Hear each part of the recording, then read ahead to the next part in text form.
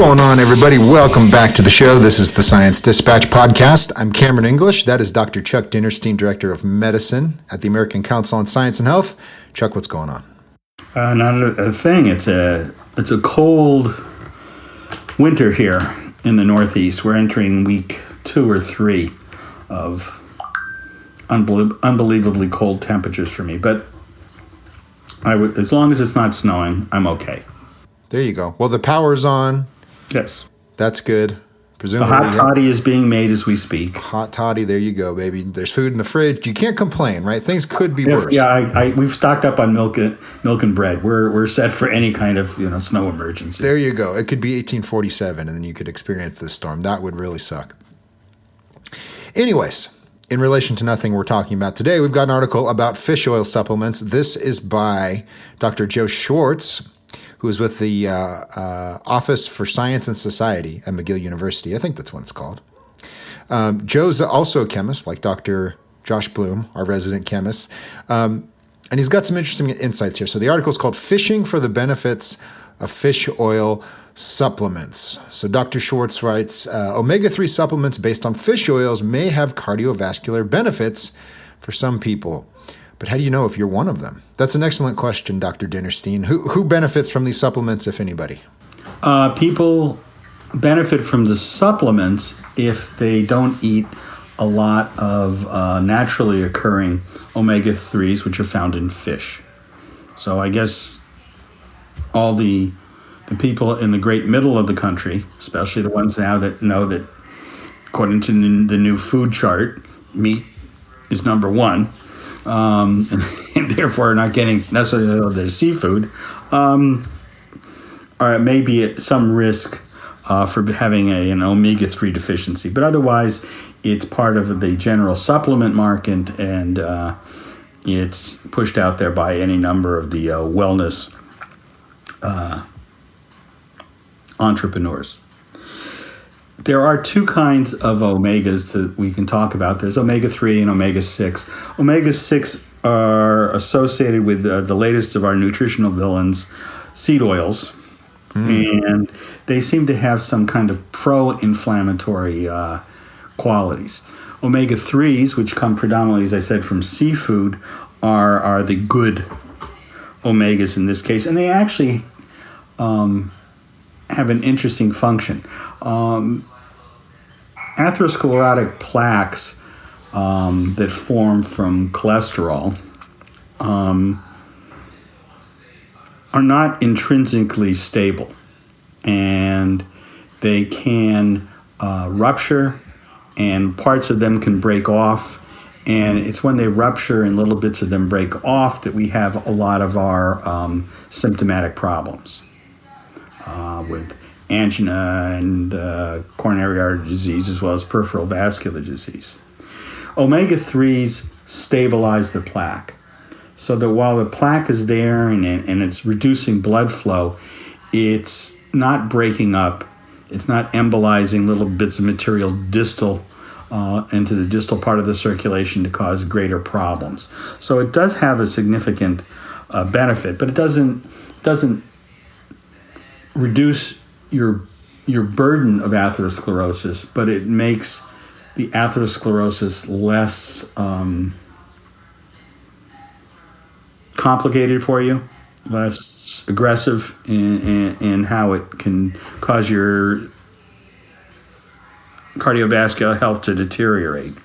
He goes on to talk about testing for it, and the usual testing is to look at a ratio between omega-3 and 6, because the argument has been made for some time that because we get a lot of omega-6 from the other villain of processed foods, that's what's caused a lot of the obesity and other chronic health problems. So looking at those ratios have been the usual means to look at whether you need to get some supplementation. But as Joe points out, this is a poor biomarker for what we're looking for. And that there is a different test called the omega-3 index, which looks at two particular fats that are rich in omega-3 to see whether there's been a real physiologic response. And it measures how much omega-3s you've incorporated over the last several months. So you might think of it in the same way you would think about a hemoglobin A1C, which is the way we can follow people's glucose levels. Instead of looking at a snapshot of your glucose at one point in time, the hemoglobin A1C tells us how elevated your glucose has been over the last 90 days. In a similar way, this omega-3 test tells you whether you're deficient in omega-3s or sufficient in omega-3s over a 4-month period. So using it as a biomarker is probably a better physiologic measure than the usual ones that are available. It is an available test you can get, but as Joe points out at the end, is if you're eating an adequate amount of fish, you don't need the additional supplementation and you don't need the test. He points out the test itself costs $170, which what a great deal that is. And then the supplements, it's probably 3 months of supplements, right? the supplements themselves, $50 a month. I don't even know. Like you could buy 2 books for $50. That would do you so much more good.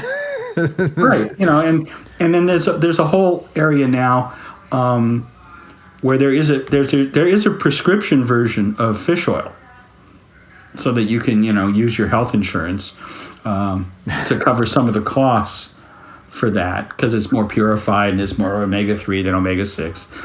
But otherwise, you're looking at the supplements. And again, the reality is, if you went ahead and had the test and found you needed it, great. If you do the test and find you don't need it, you've saved yourself a fortune over the course of a year in terms of spending the money. And to be honest, and I'm not a big fish fan, it is a lot easier to get my omega-3s from seafood than to swallow a capsule. I would much rather have, I hope my wife is not around to hear this, a piece of Arctic char or halibut than to be swallowing capsules. It's just tastier and gets you to the same place.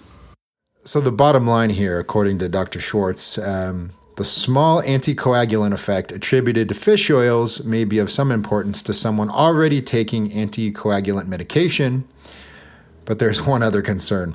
Fish oil supplements can result in burps that will make any cat in the neighborhood drool. What an image. Right, because once it's encapsulated, but it smells like fish. The fish oil comes from oily fish like mackerel. Mm-hmm. So if you're not a big fan of mackerel, you're not going to be a big fan of chewing up your fish oil tablets. It reminds me of something I might have done in my early 20s, like get drunk and then have fish oil supplements and then try to hunt down a neighborhood cat and burp in its face. Okay. I like that. I mean, when I was younger, which is even before fish oil, I suppose.